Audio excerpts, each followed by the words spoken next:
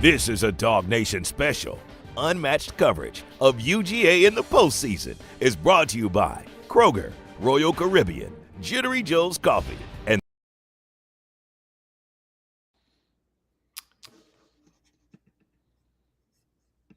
Hello, everyone, and welcome in. We've got some breaking news here. Big news for Georgia. They finally get their first transfer commitment, and they get two of them. Zachariah Branch, a wide receiver out of USC. Zion Branch, a safety out of USC. Yes, they are brothers. They each have 2 years of eligibility remaining. And I'm joined here by Brandon Adams to discuss this big pickup. So, Brandon, what is Georgia getting in these two massive pickups? Well, Zion Branch, admittedly, I don't know as much about it as Zachariah Branch, although what I have learned about Zion lately, I think I really like. And in the case of Zachariah Branch, you look at the overall stat line of a couple of years in college. I don't know that those stats themselves necessarily, jump off the page and wow you. But Connor, I know you like to watch USC games. I've certainly watched plenty. There is just sort of a visual excitement around Branch. He's a really electric athlete, obviously a former elite recruit. And when you see the way that he runs, some of that for me is in the kick game. I think he's been, certainly sensational at times with what I've seen there. So this is in the case of Zachariah Branch, it's a former elite recruit, a dynamic athlete, perhaps a chance to have a value add, from a stat standpoint here at Georgia compared to what he had there at USC. And his brother Zion also kind of fits a position of need for Georgia at the safety position. So for me, it's obviously been a really hard time for Georgia and Kirby Smart personally. We obviously have all been sharing our own personal condolences to him and his family because of the loss of his father. But to Kirby's credit, kind of getting right back to it and bringing in a big announcement like this, it certainly takes some of the pain away from a Sugar Bowl loss to Notre Dame that left a lot of Georgia fans sort of scratching their heads. To be able to bring in two guys the caliber of Zachariah and Zion Branch, this is some much-needed good news for Georgia fan base. They could certainly use some of that right now. Yeah, I think the timing here is interesting to note as you see. Hold on, as you see that Georgia goes out there and they land Zachariah Branch on the same day that they lose punt returner Anthony Evans as well. I think that's important to note moving forward. Branch has a role that he's ready to step into. It's a 5-star wide receiver, and I'd note as well that Zachariah Branch, a 2023 signee, the 3 guys that Brian McClendon signed in that 2023 signing class, Anthony Evans, Tyler Williams, and Yazid Haynes, all already playing elsewhere. So just from a depth standpoint, this is a guy that they bring in. He's obviously got that top-end athleticism and is something that I think is going to help this team out in a major way moving forward. And this is the type of a dynamic receiver that they just haven't necessarily gotten in recent years. And he brings some added juice to this room. We'll see what ends up happening with Colby Young there moving forward. Obviously, he gets the extra year because of the JUCO rule change. But I note as well, he has to get that legal situation resolved. And I think anyone that's been following this case, we've moved well past the time of predicting what that sort of looks like and in terms of how that's going to impact. But these are the types of players that Georgia needs to have in their wide receiver room moving forward. You bring in Talon Taylor, 5-star out of the 2025 signing class. I think of the guys they brought in, he's the most well-positioned to make an impact right away. And now you add Zachariah Branch, you add potentially Colby Young there as well. The pieces of this wide receiver room, which obviously need to be rebuilt, leading the league, leading the NCAA in drops this season, is already starting to take shape. Are you hearing me okay? Okay. So, I think for me, the other thing that if I'm a Georgia fan, I take a lot of comfort in here is that we saw Georgia lose to Notre Dame in a very similar fashion to what had hurt Georgia at times during the year. They just weren't getting a high enough level of play from the wide receiver position. And as you know, I'm not going to sit here and just rag on any of the individual players because, frankly, individually, I like a lot of them, if not all of them. And maybe they all at various times had their moments. But the receiver position for Georgia was lacking this year. It just was. And when you see the way in which Georgia made that a priority for the class of 2025, when you bring in really about as exciting a transfer portal name that I think has existed this year. For instance, Dane Key had better stats at Kentucky, but I'm more excited about Georgia getting Zachariah Branch than I would be about getting Dane Key. Now, I could be wrong about that. Maybe that makes me a fool, but I'm just telling you my personal reaction to this is I'm more excited about Branch than I would be about Key, even though Key had better stats. But the point that I'm building to is that for Georgia fans who are watching this team play and they see what they think is a deficient level of wide receiver, performance, Georgia as an organization here is saying, we see that too, and we're doing everything we can to kind of deal with that right now, which I think if you're a UGA fan, you should take some comfort in. Yeah, I don't want to dismiss what Zion Branch potentially brings to this program. And we'll get into that here as we bring you some breaking news here. Georgia lands USC transfers Zachariah Branch and Zion Branch out of the transfer portal. Big time additions.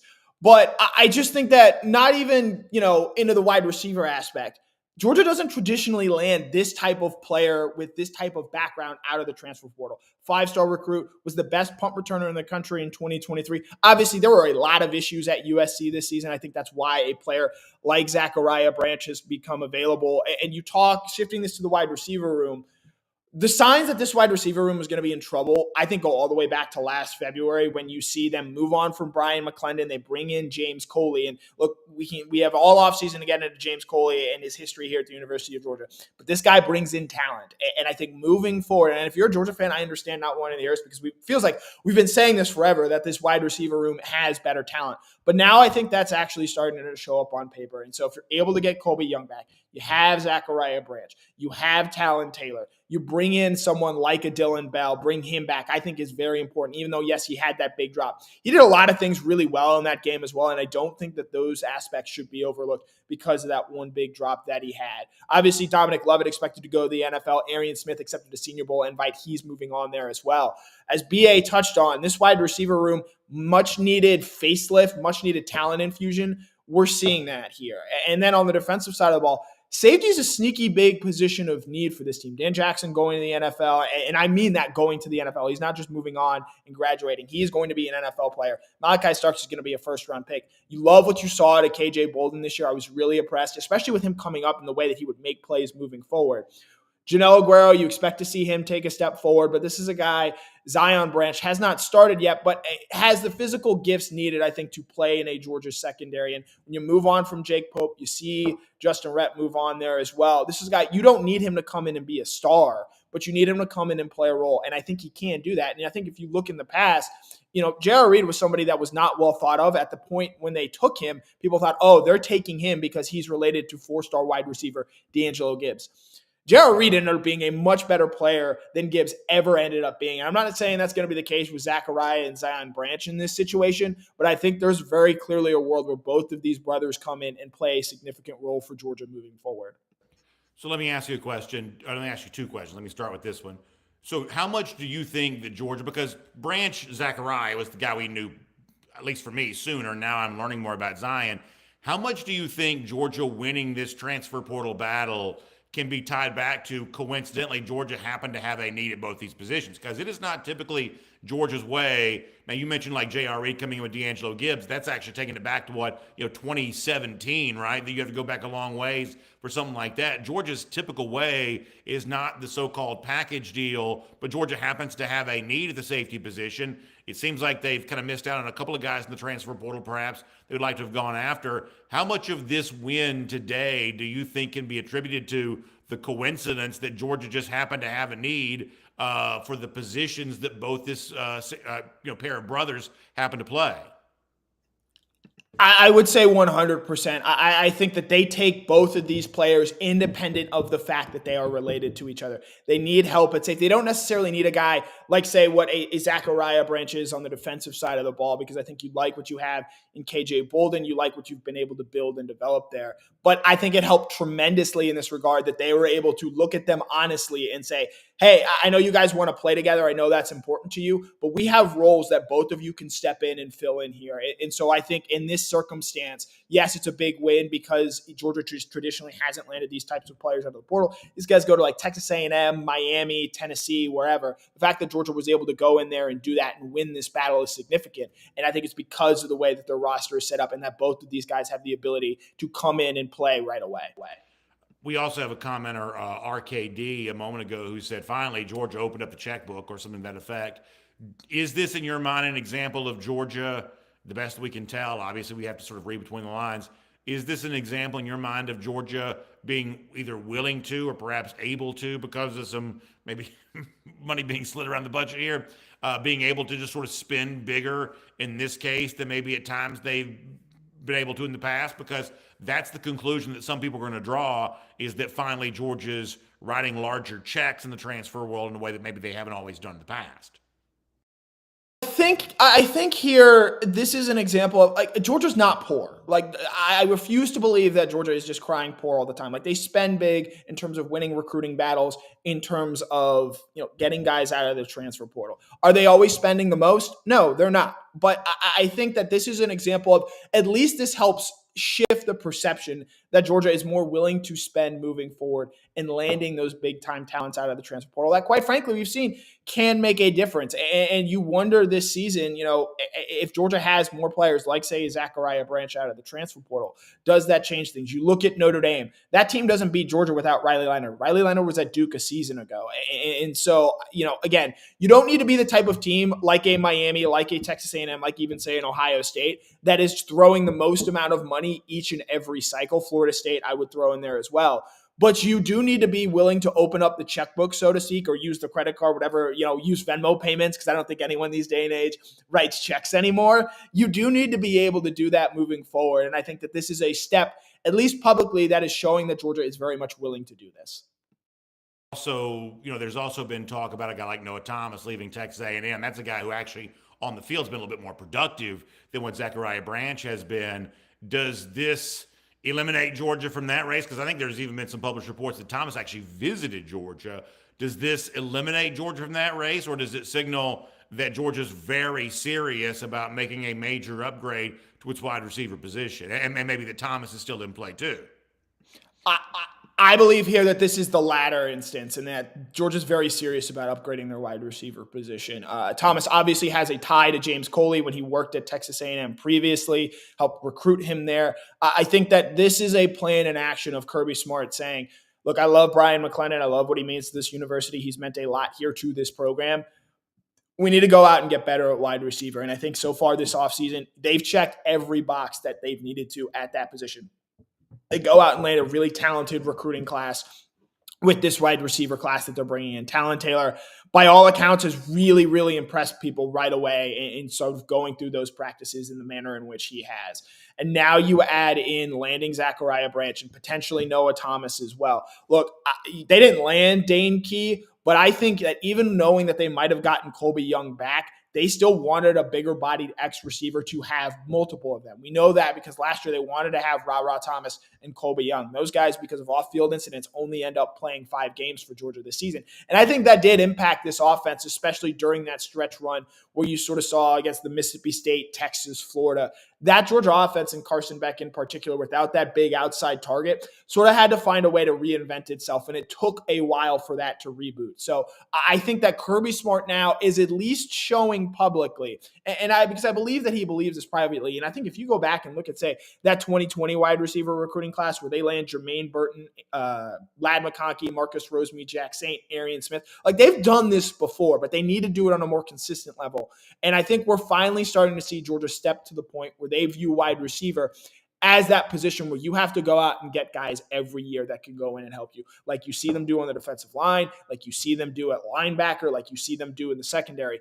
I think that this is a major step in the right direction of viewing that roster building idea that, hey, we know wide receiver is an expensive position. We're going to have to spend to do it. And this is them putting that money where their mouth is. So the one name I'm seeing pop up in the comment section a lot right now is, what does that mean for Mike Bobo, the offensive coordinator? And while I can't guarantee there won't be some coaching changes of Georgia in the offseason, Connor, I've been okay with being a little unpopular with some Georgia fans with my belief that if Georgia could upgrade its performance in this position group in particular, frankly, I think it would make Mike Bobo look like a lot better offensive coordinator. The truth is, statistically speaking, Georgia was an excellent offense in 2023. They were not in 2024. That's fair. That side of the ball does have to be better for Georgia. But spending bigger on higher performing talent, to me, seems like the sort of obvious first step on all of that. And, frankly, I haven't seen anything from Bobo that I don't think could be fixed by, just fewer drops. I mean, do the math in your head. If you take every drop that Georgia had, including the ones in the Sugar Bowl, and all of a sudden you turn those into catches, or even if you turn half of them into catches, the overall statistical profile for Georgia offensively looks far better. I'm not paid to be a Mike Bobo apologist, and frankly, I'm not going to stop Georgia fans from saying whatever they want to say, but I am going to share my opinion too. which is given one big fix for this offense during the offseason, I'm a lot more fixated on what kind of talent you can bring in right now over what kind of coaching changes you desperately need to make. So for me, moves like this of bringing in a guy like Zachariah Branch and his brother Zion to help on the defensive side of the ball is, for me personally, far more interesting than any of the coaching changes that fans are currently debating in our comment section and on social media and in places like that. Yeah, and I don't want to dissuade people from voicing those opinions and sharing their beliefs there. Like, they're entitled to those beliefs. But, maybe it's the mythologization of the way that we view coaches in this sport and the impact that they have. I don't think they're all that important. I don't believe Ryan Day is that good of a coach, and they're going to walk to a national championship because they just figured out we're going to build the most talented roster. Quite frankly, I don't think Steve Sarkisian's all that good of a coach either, but because of the way that they've accumulated talent there at Texas, they're one of the final 4 teams remaining in this college football playoff. Talent accumulation is the most important part of this. Kirby Smart understands that to a T. They have gone about building an elite roster more often than not. This year, the wide receiver position, quite frankly, just didn't get it done. If you want to complain about the offensive line and maybe the regression that you've seen there, I'd be willing to admit to that and acknowledge that this offensive line underperformed given the talent that was there. At wide receiver, their talent just was not there. And so I understand, wanting to move on from Bobo, wanting to make changes there. At the end of the day, this Georgia team, and Kirby Smart said this in the middle of the season, and I don't think that this was made as big of a deal because it was coming off, I believe, that Tennessee win. Kirby Smart told you this wasn't the most talented team he had at the University of Georgia. That should have been a warning sign that, hey, this is not the same level of Georgia team that we have seen, because when they won in 2021, it was that overwhelming talent on the defensive side of the ball. And when they won in 2022, I think it was the overwhelming talent on the offensive side of the ball there. So you've got to be able to just overwhelm your opponents with talent, because you're going to see, especially as we move in this new era, the wear and tear that's going to come up over the course of the season. I know Georgia's had a ton of injuries. Ohio State's offensive line has been decimated, and they've lost 2 of their best 3 offensive linemen. And they've found a way to keep plugging and keep going. Injuries are going to happen. And at the end of the day, this all comes back to talent and the amount that you're able to bring in. And so I understand that you can be frustrated and want to be frustrated with the offense and the play calling. I know a lot about football. I follow this. I write about a lot of this. Mike Bobo knows more about football than I will ever know. And so that's why I'm much more curious about the way that Georgia goes about fixing up some of its talent issues this offseason than necessarily making these coaching changes and trying to make wholesale changes. Because let's remember as well, yes, Georgia did bring in Todd Monken in that 2020 season to replace James Coley. But in terms of wins and losses, that Georgia team actually took a step back from where it was in 2019. And while, yes, Georgia goes on to win national titles because of Todd Monken, just remember that in the short term, these coaching changes, these wholesale changes that you want to see made, sometimes they don't produce right away, and it takes time for those systems to get put in. And I know based on what we saw this season, Georgia fans aren't necessarily willing to wait and see those types of changes implemented there. So I think these talent fixes that they're bringing in through the transfer portal in this instance is a much quicker fix and a much quicker turnaround. Let me give 2 more points here, and then after that I'll respond to anything that you want to bring up, but sort of 2 final points for me. Thing number 1 is I don't believe that Zachariah Branch arrives here and becomes the best player that Georgia has on offense. That's not what I believe this is. But do I believe he could still be a valuable part of this offense in concert with maybe some contribution from true freshmen, possibly return from Colby Young, maybe enhance Georgia running game because a guy like Nate Frazier's a year older, then we'll see what happens in addition to that. And, I think you've got some good young tight ends waiting in the wings for Georgia. I think that Branch could be a very nice complement to some of that and a guy that you're very glad to have on your team. But beyond that, Connor, I don't think Zachariah Branch comes in to be the best player on this offense, despite the fact that he is, I think, the most exciting transfer that Georgia could have brought in. No, and could Zachariah Branch at the end of next season be that number 1 guy and be the best player on this offense? Sure, absolutely. I think that there's a lot of similarities in the skill set between what Zachariah does and what you saw Mike Bobo get out of Ladd McConkey when Ladd was healthy in that 2023 season. But nobody really thought that Ladd was the number 1 player or ever the number 1 option on that Georgia offense. Now, obviously, he had Brock Bowers there. But I still think that until I go out there and see it, that Georgia's philosophy is going to be strength in numbers in that regard. And so next year, in terms of who might be the best offensive player, Again, this season, I think that, it was Carson Beck for stretches of it. And then obviously stretches it wasn't. I think at times it was Trevor Etienne. But there was never that dominant individual that they identified who that was. And that was easy when it was always Brock and he was always here. I think in 2020, it was George Pickens when he was able to go out there and play. I'm interested in seeing this offseason how Georgia goes out and finds not just that alpha player on the offensive side of the ball, but, and this is something I want to give you credit for, you picked up on really early in the season. What does Georgia have on offense in 2025 that is easy? Where's the easy button? Where are the easy yards, the easy completions? When things aren't working, you can just, hey, I'm going to dump it to this player, and they're going to get 8-9 yards consistently. It was Brock Bowers. It was even Ladd McConkey when Brock wasn't out there. Who is that guy going to be? It could be Zachariah Branch, but I don't sit here and step in and assume right away that that is the guy that he is going to be for this Georgia team moving forward.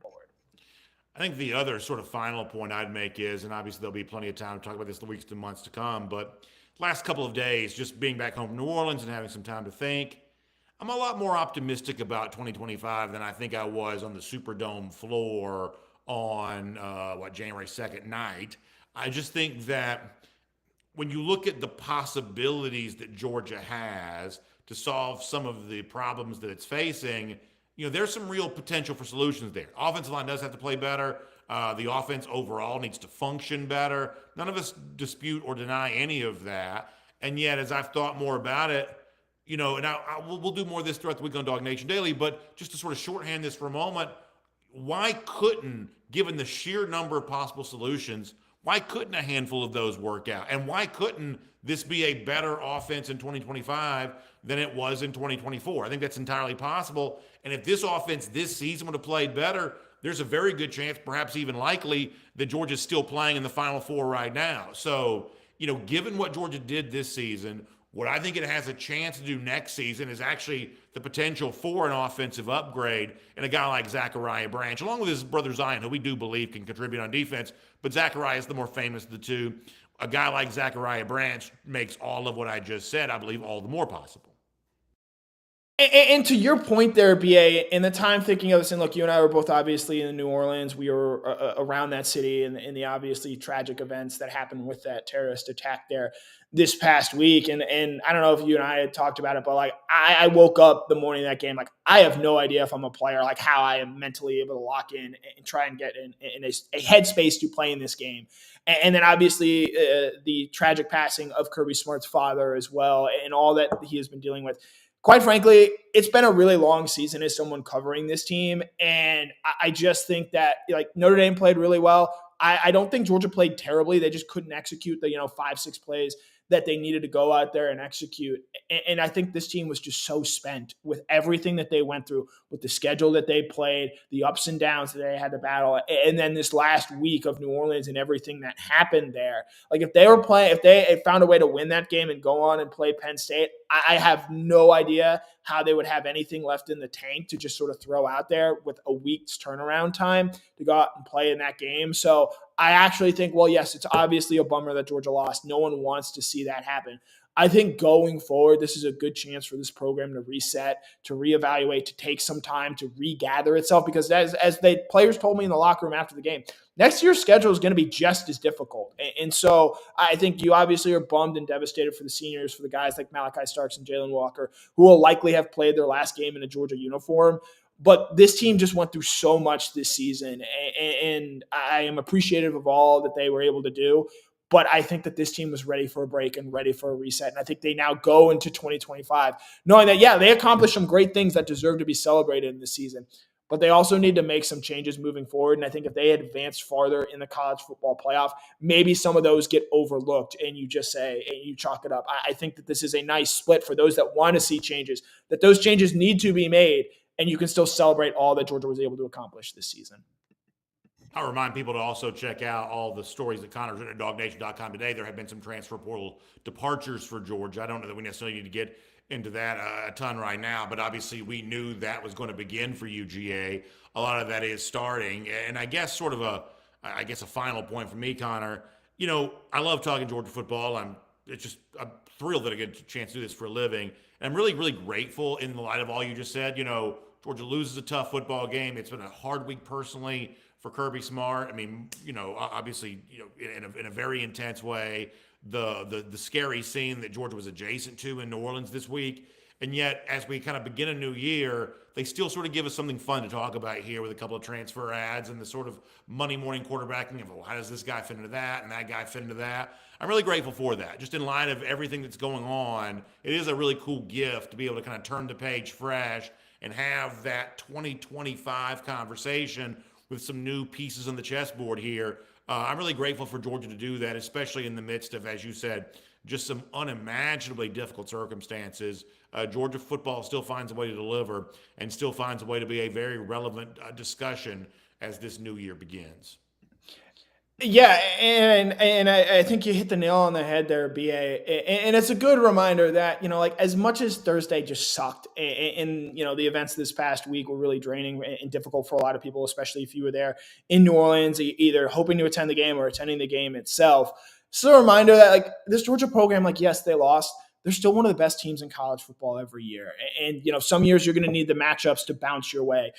Penn State benefited from the fact that they got to play Boise State, and Georgia ran into just a rock-solid Notre Dame team that I think is going to be playing for the national championship this year. And so I think that these branch commitments serve as a reminder that Georgia's not going anywhere. They didn't win this season, and in some people's minds, losing in the quarterfinals is a disappointment. But when you win the SEC championship, when you pick up the wins against Texas and Tennessee, and even Clemson in the way that Georgia did this season, I think you take that moving forward. And this is a Georgia program, and Kirby understands this better than anybody.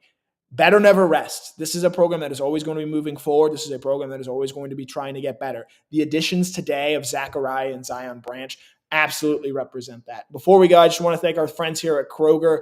Service during this holiday season. Make some holiday magic. Find gifts, candies, decor, and more holiday celebrations at Kroger, available in-store for delivery or free pickup. Start saving now. That's Kroger. Make sure to go and check them out there. So, BA, any final thoughts you have here today as Georgia lands Zachariah Branch, as they land Zion Branch, and maybe what this means for Georgia going into 2025?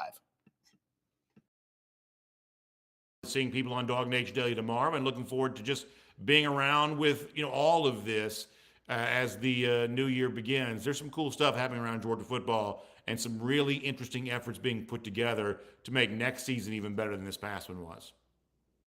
Yep, and so with that, he's Brandon Adams. My name is Connor Riley. Georgia, big news today. They land the commitment of Zachariah Branch, a wide receiver from USC, Zion Branch, a safety from USC. They are brothers from the Las Vegas area. I think these guys are really going to help Georgia out next year. We're going to have a ton more coming for you in the days to come, not just on what these two guys mean to this program, but also the transfer players going out of the program as well. So for Brandon Adams, I'm Connor Riley. This has been a DawgNation postseason breaking news special.